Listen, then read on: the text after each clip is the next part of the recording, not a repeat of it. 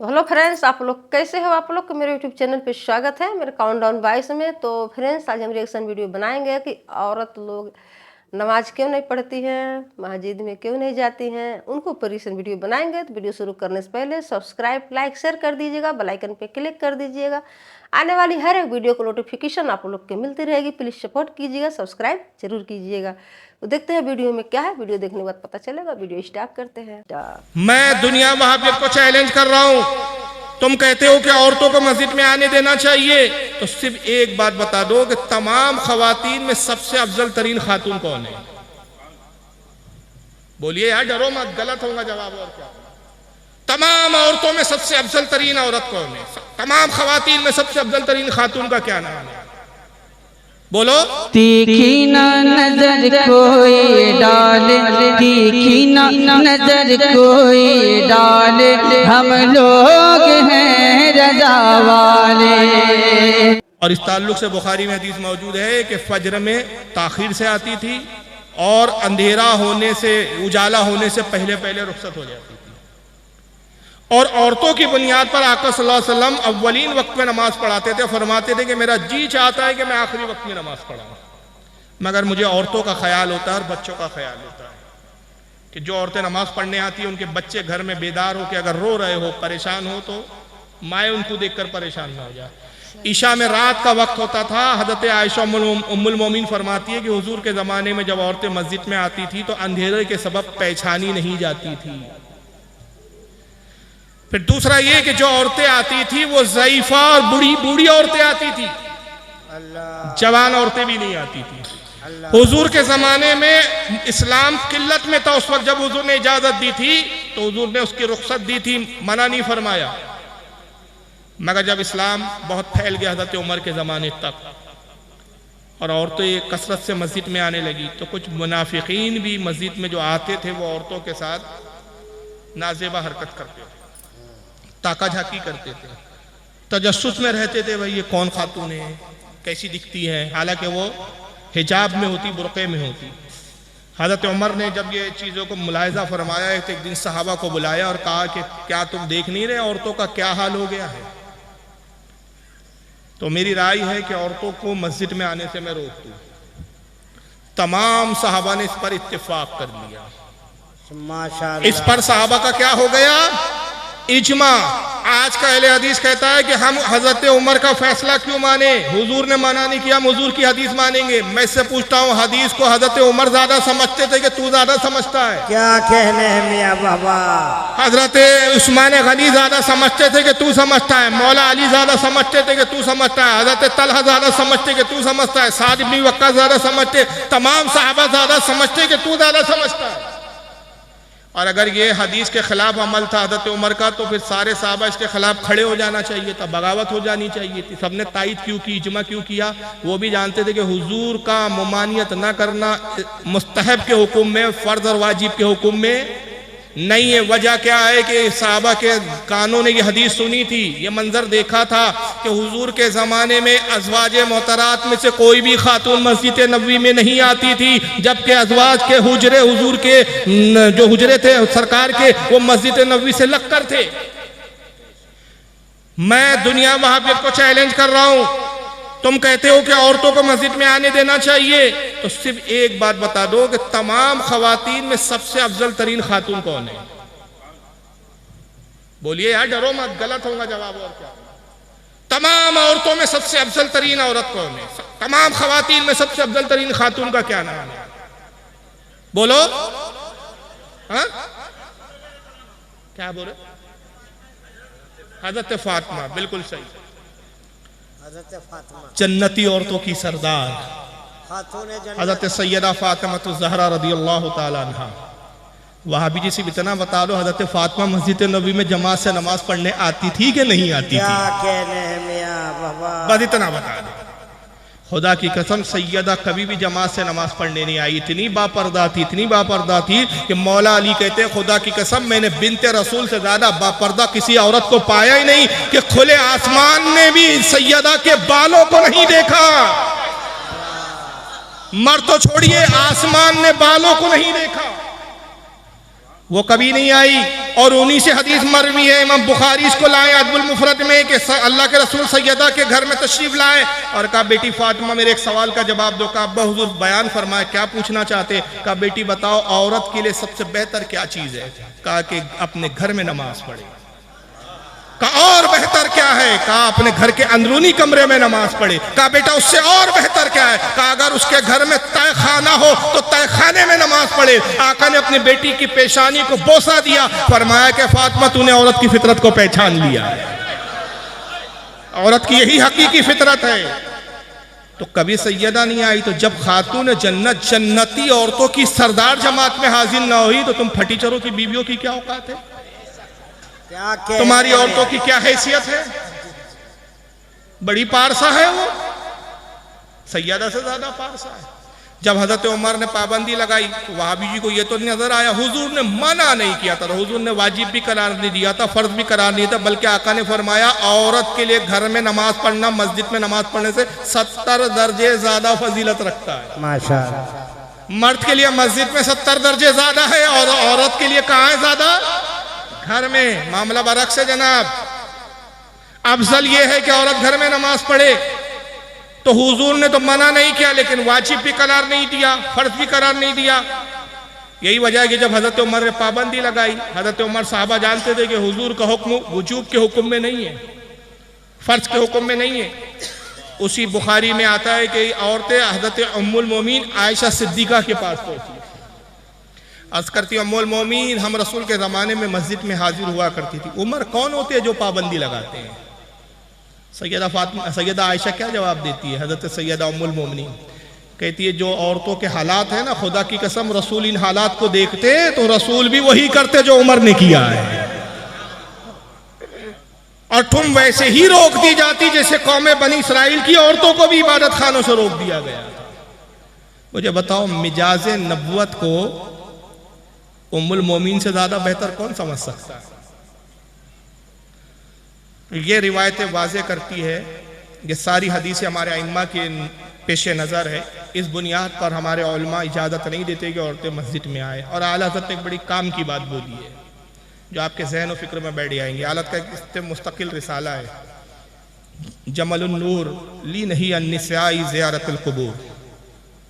हालांकि कब्रों की ज़ियारत पर, लेकिन मस्जिद की हाज़िरी पर आला हज़रत ने कयास करके औरतों को कब्रों पे जाने से मना किया है। उसमें आला हज़रत एक सवाल करते हैं और वही सवाल मैं आपके सामने रख रहा हूँ। आला हज़रत कहते हैं लोगों बताओ उस ज़माने में सालिहात ज़्यादा थी यानी नेक औरतें ज़्यादा थी कि आज नेक औरतें ज़्यादा है? बोलिए भाई। उस ज़माने में फासिका ज़्यादा थी कि इस ज़माने में ज़्यादा है? इस ज़माने में ज़्यादा फासिकात औरतें, फासिका औरतें ज़्यादा है। उस ज़माने में अगर एक फासिका औरत होती थी, इस ज़माने में हज़ारों है। उस ज़माने में हज़ारों सालिहात थी, इस ज़माने में गिनती की सालिहात है। जब खैर के ज़माने में सहाबा ने ममानियत कर दी तो इस फितने के ज़माने में कैसे इजाज़त दी जाएगी? वो वीडियो मुझे ढूंढना पड़ेगा। जर्जी साहब ने इसका अकल का जवाब दिया। इनके पास सारी अकलें, रिवायतें नहीं है। मैं भी रिवायतें सुना रहा हूँ, हज़रत आयशा की हदीस सुना रहा हूँ, बुखारी की है, सैयदा फातिमा की हदीस सुना रहा हूँ। अब ये मुल्ला जी अकल दौड़ाते हैं। तो जर्जिस कहता है भाई वो बंगाल में जो है ना, ये आपके बंगाली का मजाक उड़ाया उसने वीडियो में। कहता है बंगाल में औरतें खेतों में लैट्रिन करने जाती है। क्यों मुल्ला जी औरतें खेतों में जा सकती है? जी जी पर्दे के साथ जा सकती है। बाजार में जाती है, जा सकती है? हाँ जी जी पर्दे के साथ जा सकती है। जब डॉक्टर को दिखाने जा सकती है? हाँ जी जी पर्दे के साथ डॉक्टर को दिखाने भी जा सकती है। सारा जुर्म मस्जिद का है। खेतों में हगने जा सकती है, डॉक्टर के पास जा सकती है, बाजारों में घूम सकती है, लेकिन जैसी मस्जिद की हाजिरी का बोलो नहीं नहीं मना है, फितने का जमाना है। उस जाहिल को यह अकल नहीं है कि डॉक्टर के पास जाती है तो उज़्र है, जरूरत है, जरूरत के तहत शरीयत रुख्सत देती है। बंगाल में वो इलाके, हालांकि इसकी इजाज़त नहीं है, करना नहीं चाहिए, हमारे उलमा इस पर राजी नहीं है। उन लोगों ने जिनकी औरतें खेतों में जाती है उन्होंने अपने घर में लेटरिन बनाना चाहिए। मोदी से गए बीते लोग हम नहीं है कि अब वो हमें बताएंगा पाकी और सफाई क्या है। सच अभियान वो चलाएंगा, अब सच अभियान हमें चलाना चाहिए। अत्तहुर शत्रुल ईमान है हमारे यहाँ, पाकिज़गी आधा ईमान है हमारे। तो उन्होंने बहरहाल लेटरिन बनाना चाहिए। अगर बेलफर्ज जाती है कहीं औरतें, मुझे नहीं मालूम, ज़रूरत के तहत जाती है, बाजार जाती है ज़रूरत के तहत जाती है, सवाब समझ के नहीं जाती। कोई पाखाना करने जाता है तो सवाब की नीयत से जाता है क्या? बोलो। लेकिन जब मस्जिद जाएंगी तो किस नियत से जाएंगी? सवाब की नियत से। और अगर खुलेआम हर मस्जिद में औरतों को इजाज़त दी जाए ना इस फितने के ज़माने में, तो उसका नतीजा क्या होगा बताओ? मैंने फिर जर्जिस को जवाब दिया एक वीडियो में, तलाश करना नेट पे मिल जाएगा। उसी की लैंग्वेज, जिस लैंग्वेज में बहुत बदतमीज़ी के साथ उसने बोला है, मैंने उसी लबो लहजे में जवाब दिया। मैंने कहा जर्जी साहब, अगर इजाज़त खुलेआम दे दी जाए ना तो ऐसा होगा कि आपकी साहबजादी निकलेंगी, अब्बा हुजूर नमाज़ पढ़ने जा रही हो, और यार को फ़ोन करेंगी फला मस्जिद में मिल जाना। मस्जिद में लफड़े सेट होने शुरू हो जाएंगे। जर्जी साहब की बीवी मस्जिद में जाएंगी, 5 वक्त जाएंगी। अब मौलाना लोग देखेंगे जर्जी साहब की बेगम आ रही है, माशाल्लाह आ रही है, अचानक 5 दिन गायब हो गई। समझो यार, क्या खोल के बताऊं, क्या इशारा भी तो समझो। जर्जी साहब बेगम नहीं आ रही है, जी परेशानी में है कुछ, अच्छा हैज आ गया है। छुपे हुए राज औरतों के सरेआम होने लगेंगे। और नतीजा क्या हुआ देखिए, एक उसूल है, उंगली दोगे कौम पोछा पकड़ेंगी, कलाई पकड़ेंगी। वही हुआ, मैंने वीडियो दिखाया उसमें। अमेरिका में एक खातून उठी, फिर इंडिया में एक खातून उठी, उसके बाद ये आपके चेन्नई में खातून उठी। 3 या 4 वीडियो उसके अंदर है जिसमें औरत नमाज पढ़ा रही है, मर्द उसके पीछे नमाज पढ़ रहे हैं। और उन औरतों से इंटरव्यू लिए गए, तो इंटरव्यू में वो औरतें कहती है कि भाई जब औरत मस्जिद आ सकती है, औरत को अगर मसाइल मालूम हो, इस्लाम ने बराबरी का हक दिया है, तो अगर कोई औरत नमाज पढ़ाना जानती है, इल्म रखती है, तो नमाज भी पढ़ा सकती है, क्यों नहीं पढ़ा सकती है। और इस पर बीजेपी वालों ने भी बीच में एक मुहिम छेड़ी थी कि भाई औरतों को मस्जिद में आने की परमिशन मिलना चाहिए, औरतों को भी जो है इमामत वगैरह का मकाम मिलना चाहिए। मैंने इसके जवाब में कहा कि भाई साहब, सबसे पहले आप ये बताइए, शंकराचार्य का ओहदा आज तक आपने किसी औरत को दिया हो तो बताओ। किसी क्रिश्चियन ने आज तक बिशप का ओहदा किसी औरत को दिया है तो बताओ। बौद्धिस्टों ने बिच्छू का ओहदा, कोई बड़ी बिच्छू का कोई ओहदा जो उनका सबसे बड़ा होता है, किसी औरत को दिया हो तो दिखाओ। जब तुम्हारे धर्मों में औरतों को वो मकाम नहीं दिया गया, तो सारे जो है आसानी हमारे इस्लाम के बारे में तुमको सोचती है। भाई अब आप अपना संभालिए यार, हमको अपने हाल पर छोड़िए। हमारे मज़हब को हम खूब समझते हैं, और हमारे मज़हब को कैसे चलाना है, कैसे दिन जो है लोगों को तालीम देना है, ये हमारे उलमा का काम है, आपका काम नहीं है। लेकिन बहरहाल वो औरत नमाज पढ़ा रही है, बड़ा वबीला हुआ, उसके इंटरव्यू आए, बड़ा माहौल चला, डिबेट हुए उस वक्त टीवी पर। भाई का बाकायदा, भाई औरत पढ़ा रही है तो क्या बुराई है, इस्लाम औरत को दबाना चाहता है, ये करना चाहता है, सारी आज़ादी मुसलमान औरतों को ही नज़र आ रही है इनको। तो उस वक्त हमारे इलाके में भी थोड़ा सा माहौल चला। तो एक बार ये हुआ कि 15-20 नौजवान आपस में इख्तलाफ हो गया, मेरे घर पर आए, चलो यार फारूक साहब से मसला हल कराते। तो उसमें कुछ मॉडर्न नौजवान थे, वो मॉडर्न नौजवान कह रहे थे यार सही तो बात है, अगर नमाज पढ़ाना आता है तो पढ़ा दे तो क्या हर्ज है। और आधे नौजवान कह रहे थे नहीं यार, आज तक तो ऐसा हुआ नहीं। जब ये लोग मेरे पास आए तो सब मॉडर्न कॉलेज पढ़ने वाले नौजवान थे। मैंने एक शॉर्टकट जवाब दिया, मैंने कहा वो मतलब कितने वक्त की नमाज पढ़ा रही है? बोले रोज़ पढ़ा रही है 2 या 3 वक्त की। मैंने कहा 5-6 दिन का गैप आ जाएगा बीच में। तो उसमें से कुछ नौजवान समझे, बोले क्यों? मैंने कहा पीरियड आ जाएगा ना जनाब। ये सबसे बड़ी औरतों की मजबूरी है, इसलिए इस्लाम ने औरत को वो हक नहीं दिया ताकि वो राज घर के ही अंदर रह जाए, बरसरे आम ना आए कि किस खातून का कौन से दिनों में कितना पीरियड आता है। और औरतों को इजाजत दे दी जाएंगी तो नतीजा ये होगा कि फिर नौजवान मन चले, ये मस्जिद में बहुत कंचा माल है यार, ये मस्जिद में चलते। कंचा समझ रहे हैं ना? नहीं समझ रहे, हमारे महाराष्ट्र की लैंग्वेज है, महाराष्ट्र में यहाँ नहीं चलता। कंचा मतलब बड़ी खूबसूरत हसीन औरत है यार, ये यहाँ की नाज़मीन है, ये मस्जिद की जो इमाम है ना, ये बड़ी यहाँ चलते हैं। नौजवानों का हुजूम उधर बढ़ गया, दूसरी मस्जिद वाले परेशान, जमाती कम हो गए, मीटिंग बैठी यार अपने को भी कोई अच्छा इमाम लाना पड़ता है ढूंढ के। अब नमाज हो गई साहब, अब ये कंपटीशन चल रहा है, ब्यूटी पार्लर का शो चल रहा है। फिर उधर वो मस्जिद वालों ने पुराने इमाम को निकाला, कुछ और अच्छे वाली खूबसूरत हसीन नाज़मीन लेकर आए। तो अब नौजवान भी शायद नियत ऐसे करेंगे, नियत की 2 रकात नमाज फज्र पीछे इस हसीना के, मजाक बन जाएंगी इबादत। भाई इतनी पाबंदियां हैं तो गैरों के साथ भाग रही है, हाँ? इतनी पाबंदियों के साथ गैरों के साथ भाग रही है। अब इबादत खानों को भी इबादत खाने की तरह रखने देते या उसको भी नुमाइश का अड्डा बनाना चाहते हो? तो बहरहाल इस बुनियाद पर इजाज़त नहीं दी जा सकती। अकली दलाइल भी है और नकली दलाइल भी है। दूसरा सवाल ये पूछा गया है कि दीन में हर नया काम बिदअत है और हर बिदअत गुमराही है, इसकी वजाहत फरमा दे। बहुत सारी वजाहत तो मेरी तकरीर में आ गई कि हर काम नया बिदअत नहीं है। अगर हर काम नया बिदअत होता, मैंने बिदअत की तारीफ बताई कि बिदअत वो जो सुन्नत को मिटाए, बिदअत वो नहीं जो रसूल ने और साहबा ने ना किया हो, वरना मदारिस ये भी बिदअत हो जाते। मस्जिदों के जो मीनारे बनाए जाते हैं ये बिदअत हो जाता। मस्जिद को पक्का बनाना बिदअत है, बल्कि इसके बारे में तो सुनाने अबू दाऊद की किताबुल मस्जिद की पहली हदीस है। आका ने फरमाया यकीनन तुम यहूद नसारा के नक्शे कदम पर चलोगे। उन्होंने अपने इबादत खानों को हसीन और खूबसूरत मुज़य्यन किया, आराइश की, उसमें खूबसूरत बनाया। तुम भी अपनी मस्जिदों को वैसी बनाओगे। यहूद नसारा से तशबीह दी। अगर आज कौन सी मस्जिद है जो खूबसूरत नहीं बन रही है? तो इससे भी मना किया गया। गुस्ल काबा भी बिदअत है। रसूलुल्लाह के ज़माने में कभी काबे को गुस्ल नहीं दिया गया। खाने काबा पर जो गिलाफ चढ़ाया जाता है और उस पर जो सोने के तारों से आयतों का काम होता है, ये भी बिदअत है। नबी के ज़माने में गिलाफ काबा पे कभी सोने का काम नहीं किया गया। गिलाफ काबा पे जो बादशाह का नाम लिखा होता है, ये भी बिदअत है कि हुजूर के ज़माने में गिलाफ के ऊपर किसी बादशाह का नाम नहीं लिखा जाता था। तो ऐसी सैकड़ों बिदअतें जो तुम खुद कर रहे हो। ये जलसा इस तरीके से, इस तरह से जलसा कराना, ये भी बिदअत है। लेकिन ये सब बिदअतें कौन सी है? इसको बिदअत हसना कहते हैं। उलमा कहते हैं बिदअत की दो किस्में होती है। एक वो जो बुरी होती है, जो सुन्नत से टकराए। एक वो कि काम अच्छा हो, अगरचे साहबा ने और रसूल ने नहीं किया, मगर काम अच्छा है, वो करे तो उस पर सवाब है। और सही मुस्लिम की हदीस से आका फरमाते जिसने कोई अच्छी चीज ईजाद की, किसी ने अच्छी चीज ईजाद की, तो उस पर जितने लोग अमल करे सबको सवाब, और उन सबके सवाब का मुकम्मल और अकमल और कामिल सवाब उस शख्स को जिसने उस बिदअत को ईजाद किया।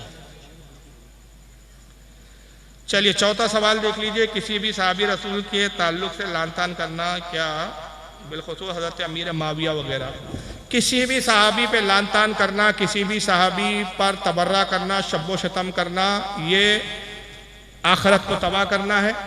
बल्कि शेखैन जो हज़रत अबू बकर और उमर के बारे में उजमा है अहले सुन्नत का कि जो अबू बकर और उमर पे लान तान करे वो काफिर है, और बाकी सहाबा पर अगर किसी पे लान तान करता है नऊज़ुबिल्लाह मिन ज़ालिक तो वो बद मज़हब है, अहले सुन्नत व जमात से खारिज है।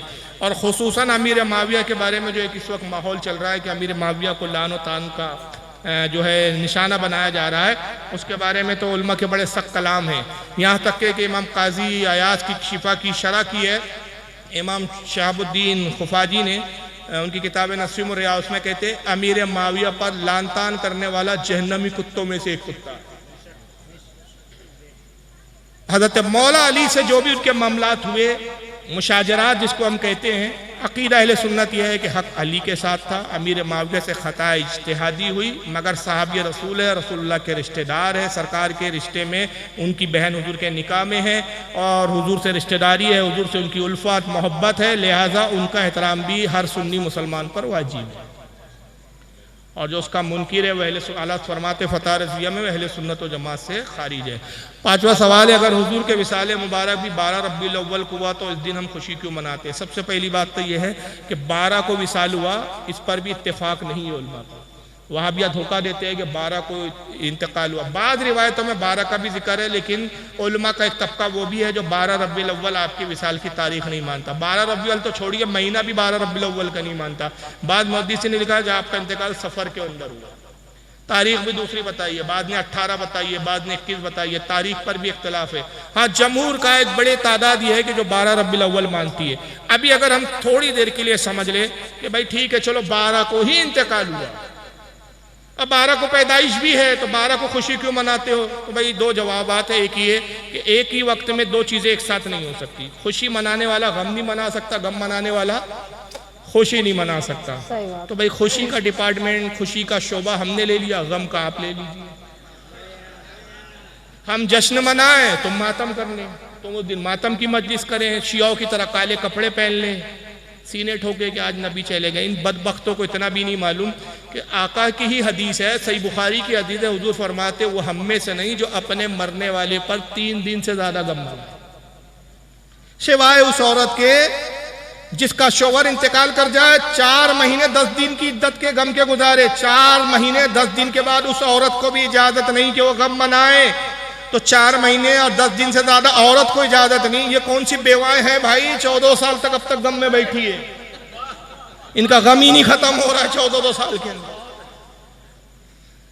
और ये दूसरा जवाब तो ये है, ये तो खैर एक इल्मी जवाब था, अब एक उर्फी जवाब सुन लीजिए। गम वो मनाए जिसके अकीदे के मुताबिक नबी मर चुके हो, हमारे आका जिंदा है,